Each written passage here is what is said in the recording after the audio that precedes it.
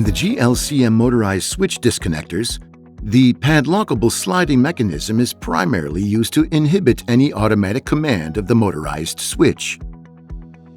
By lowering the slider, you can lock it in this position with a cable tie or padlock.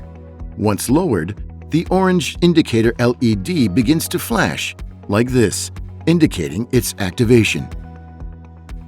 Now, even when an electrical command is received, for example, from position 0 to position 1, the command is ignored and no switching occurs.